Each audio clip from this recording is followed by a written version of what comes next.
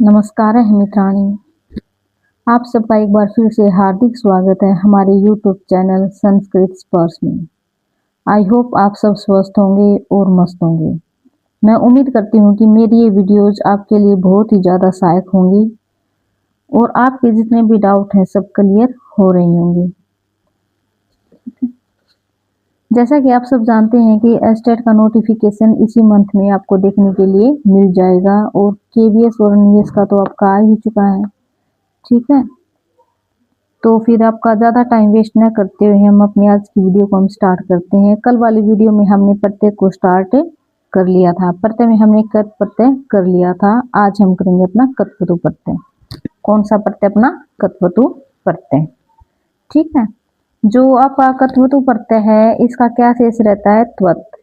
कत्वतु प्रत्यय का क्या शेष रहता है? आपका त्वत्। ठीक है, जैसे ये कत कत्वतु निष्ठा सूत्र से इसकी क्या होती है? आपकी निष्ठा संज्ञा होती है। क्या होती है? आपकी निष्ठा संज्ञा होती है और ये आपका भूतकाल के अर्थ में इसका यूज किया जाता है। जो आपका कत प्रत्यय है उसका भी भूतकाल के अर्थ में यूज किया जाता है और जो आपका कत्वतु प्रत्यय है इसका भी आपका भूतकाल के यूज किया जाता है। ठीक है, इस प्रत्यय में क्या की इत संज्ञा होने के कारण कित की सभी विशेषताएं प्रयुक्त होती हैं। यानी कि कित की सभी विशेषताएं मतलब क्या होता है? इसके अंदर जो आपका वृद्धि और गुण होता है ना उसका इसके अंदर आपका क्या होता है? उसका अभाव होता है और जो धातु के अंतिम पंचम वर्ण है उसका लोप हो जाता है और उसकी संप्रसारण क्रिया होती है। संप्रसारण क्रिया हमने कल की थी, आपको ध्यान होगा। जैसे उसका उल्टा करना, जैसे यह वरल है उसकी जगह पे आपका ई उ ये आपके आ जाएंगे। ठीक है, इनकी जगह पे आपका इक, इसका यूज आपका हो जाएगा। वो होती है आपकी संप्रसारण क्रिया। इस प्रत्यय का प्रारंभिक वर्ण व्यंजन होने के कारण हलंत युक्त धातुओं में क्या हो जाता है? आपका इट का आगम हो जाता है।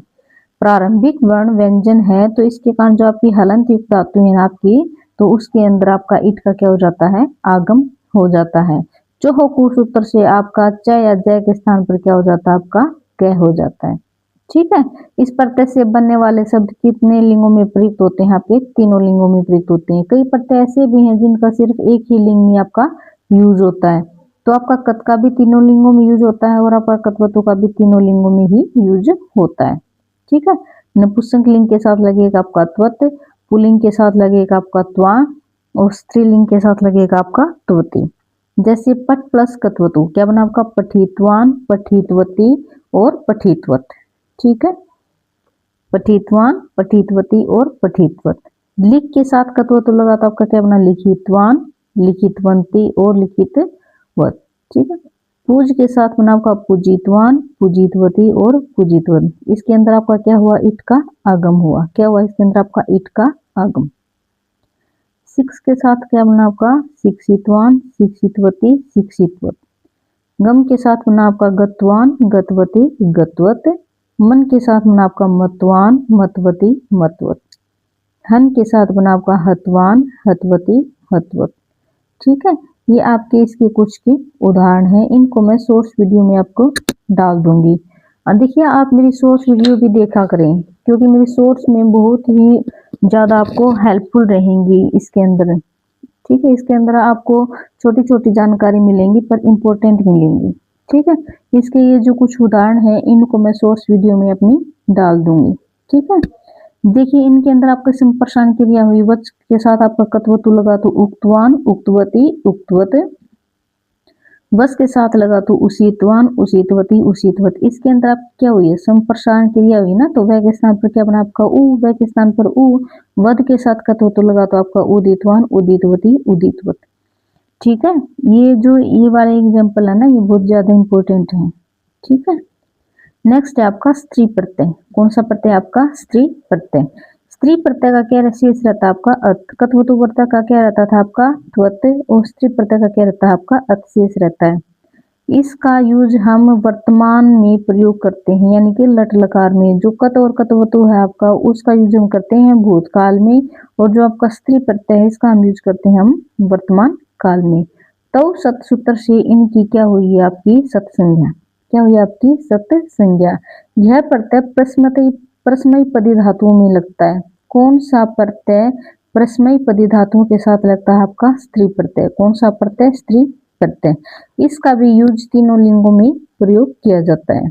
नपुंसक लिंग के साथ आएगा आपका अत, पुल्लिंग के साथ अन और स्त्रीलिंग के साथ अंति। ठीक है, जैसे लिख के साथ स्त्री लगा तो आप क्या करना? लिखित, लिखत, लिखंती, लिखन। हस के साथ लगा स्त्री तो हसत, हसंती, हसन। वद के साथ लगा आपका वदत, वदंती, वदन। पा के साथ लगा आपका पिबत, पिबंती, पिबन। ठीक है, अस के साथ आपका स्त्री लगा के क्या बना आपका? सत, संति, सन। ये ध्यान रखना, अस के साथ आपका स्त्री प्रत्यय लगा तो क्या बना आपका? सत, संति, सन। ठीक है, पूज के साथ लगा तो क्या आपका क्या बना? पूजियत, पूजयंती, पूजियन। घरा के साथ देखिए, घरा के साथ आपका लगा तो क्या बना आपका? जिगरत, जिगरंती, जिगरन। देखिए ये जो अलग से दे रखी है ना, धातु कुछ और है और प्रत्यय लगने के साथ कुछ और बन जाता है, यही से आपके एग्जाम में पूछे जाते हैं। क्योंकि हमें तो सीधा ध्यान रहता है कि स्त्री के साथ आपका अत लगता है, ठीक है, लेकिन घरा के साथ स्त्री लगा तो क्या बना आपका? जिगरत, जिगरंती, जिगरन। ठीक है, विद धातु के स्त्री प्रत्यय लगता है तो विदेश दूरवसु सूत्र से वस का क्या हो जाता है? आपका आगम। विद के साथ अगर स्त्री प्रत्यय लगाते हैं तो उसके अंदर वस का आगम हो जाता है। किस सूत्र से होता है? आपका विदेश दूर वसु से। यानी कि विद के साथ स्त्री प्रत्यय लगा आपका तो विद के साथ आपका क्या आया? अत। ठीक है, अत बन गया ना, स्त्री का आपका क्या बन गया? अत। तो विद वस प्लस अत, विद वस का आगम हो गया ना, किससे हुआ आपका आगम? विदेश दूर वसु से। ठीक है, विद के साथ स्त्री प्रत्यय लगेगा तो आपका वस का क्या होगा? आगम होगा। विद वस प्लस अत, विद व प्लस अत क्या बना आपका? विदवत। क्या बना आपका? विदवत। ठीक है, क्लियर। नेक्स्ट है आपका सानज प्रत्यय। कौन सा प्रत्यय? सानज प्रत्यय। सानज प्रत्यय का आपका क्या शेष रहता है? आपका आन। यह प्रत्यय भी आपका वर्तमान काल में यूज होता है। कौन सा प्रत्यय? बताइए कौन कौन से प्रत्यय आपके वर्तमान काल में यूज होते हैं? तो स्त्री प्रत्यय और एक सानज प्रत्यय, और भूतकाल में होते हैं आपके कत और कतवतु, कत और कतवतु। ठीक है, तव सत सूत्र से इस सूत्र की भी, इस प्रत्यय की भी क्या होती है? आपकी सत संज्ञा होती है और यह प्रत्यय आत्मनेपदी धातुओं के लगता है।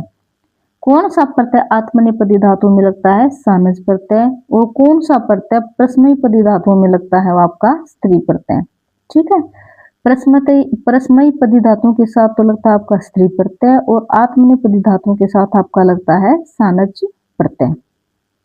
ठीक है, इस प्रत्यय में आने मुख सूत्र से किसका आगम होता है? आपका मुख का। इस प्रत्यय में आने मुख सूत्र से आपका किसका आगम होता है? मुख का। और हलंत युक्त धातुओं में कर्तृ शब्द सूत्र से ए का आगम हो जाता है। किसका आगम हो जाता है? सब ए का आपका आगम हो जाता है। जैसे सेव प्लस सानज। ठीक है, सेव प्लस सानज का क्या बनता है? आपका क्या शेष रहता है? आपका आन। सेव प्लस आन। ठीक है, आने मुख से किसका आगम हुआ? आपका मुख का। और कर्तृ शब्द से किसका आगम हुआ? आपका सबका।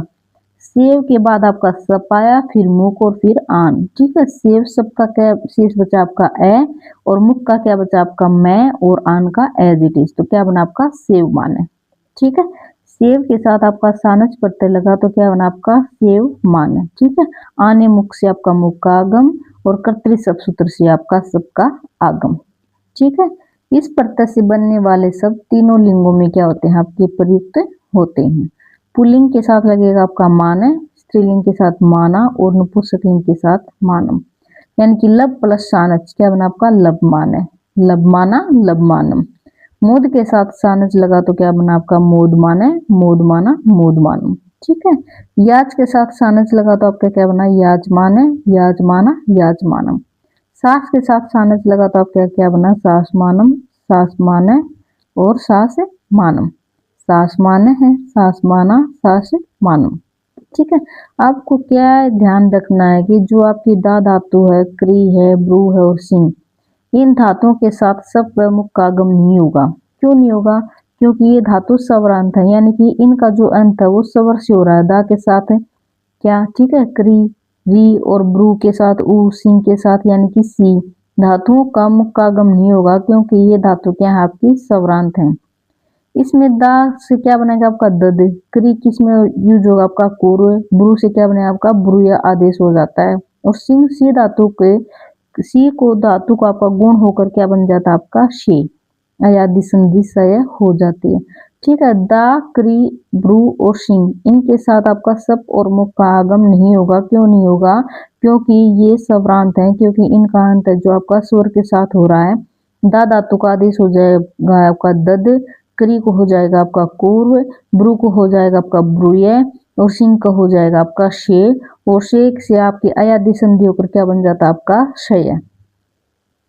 ठीक है, जैसे इसके कुछ उदाहरण है। दा प्लस सानच, दा को क्या आदेश हो आपका दद, सानच का क्या बचता है आपका आन, तो क्या बना आपका ददान है।